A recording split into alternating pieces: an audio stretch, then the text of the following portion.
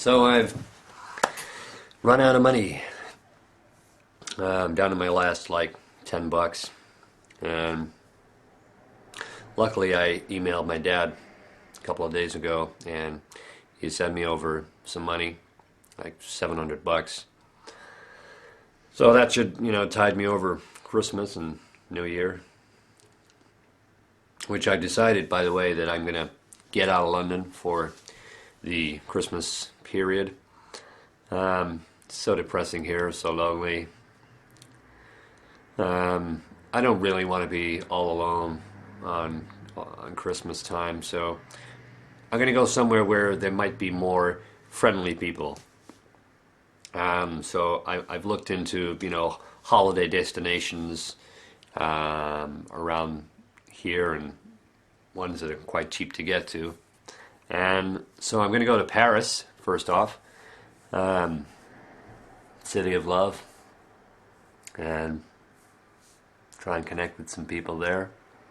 And I'm also, after that, on the way home, I'm going to go to the Isle of Wight, which is a small island, very small, just off the coast of England. And I'm told that the people there are very friendly, very warm, very open, very integrated society there. So I'm going to go down there and, hang out in some of the pubs and, try and meet some friendly people. So yeah, that's what I'm going to spend my money on. My dad always used to say, actually, that I was bad with money. Just get money, spend money, get money, spend money. That's basically me. But then I just don't really understand money. It never made me happy. Money doesn't buy you happiness. The Beatles wrote that, and never a true word was written.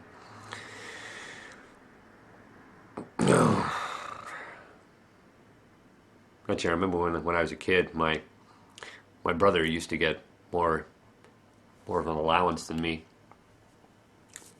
because I was so bad with money. And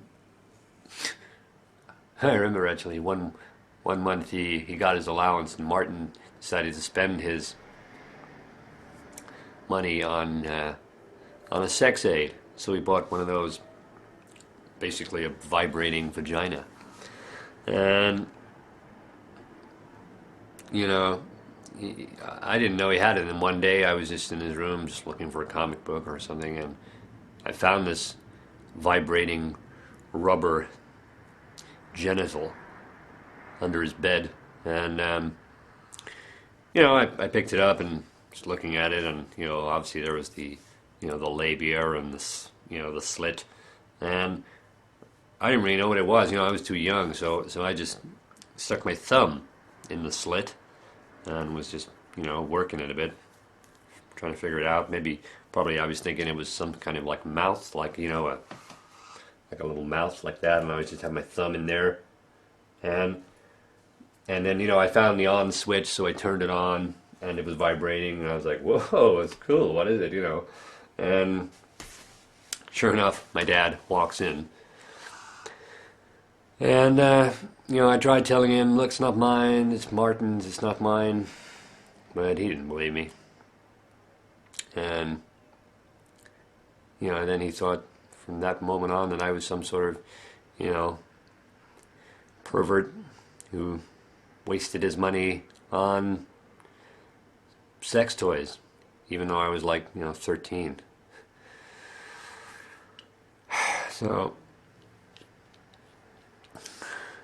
yeah, my allowance was stopped after that for a number of years.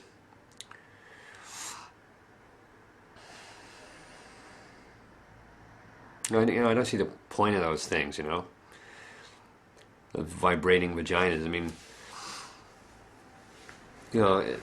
they're dry. They don't have any moisture, I would think maybe if you wanted to, if you're going to do that sort of thing, and maybe instead of wasting your money on these stupid sex toys. Just maybe get a jam jar and, you know, put a couple of livers in there, or, you know, maybe sausages even. I don't know. Maybe put it in a microwave for, you know, 30 seconds. And, you know, I think that's going to be more realistic than a rubber party piece.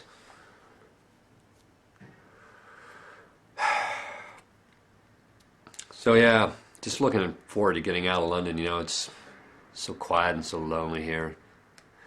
You know, I don't want to be alone on Christmas. Unhealthy for me. So I'm going to go to the Isle of Wight and Paris and really try and connect with some people, you know, and try and forge some sort of, you know, lasting relationship with someone. Even if it's just, you know, friendship. I'm, you know, not necessarily sexual, you know. I'm not all about that. Also, David Icke lives on the Isle of Wight, apparently. So it must be a deeply spiritual place. If a man of his magnitude chooses to live his life there, and, you know, then it must be a pretty special place. So I may go looking for David Icke, see if I can find him and chat to him about, you know, his theories, my theories, yes. And also, you know, if I go to Paris, then I can go to, you know, the Louvre Art Museum there it's got a huge Illuminati pyramid out front.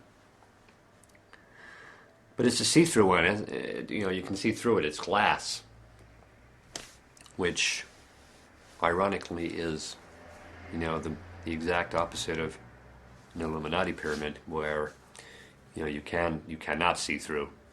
You do not know what's going on inside. It's all very secret, and there's no way that you can see into the pyramid of truth. No way. I did think the other day about, you know, I saw those personal ads in the newspaper, London Light. And I saw, you know, these personal ads, and I'm thinking maybe I might place an ad in there myself, you know. Don't know what it would say.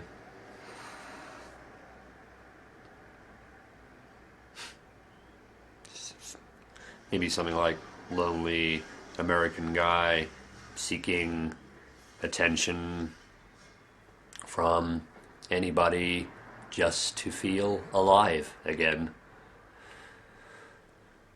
I guess.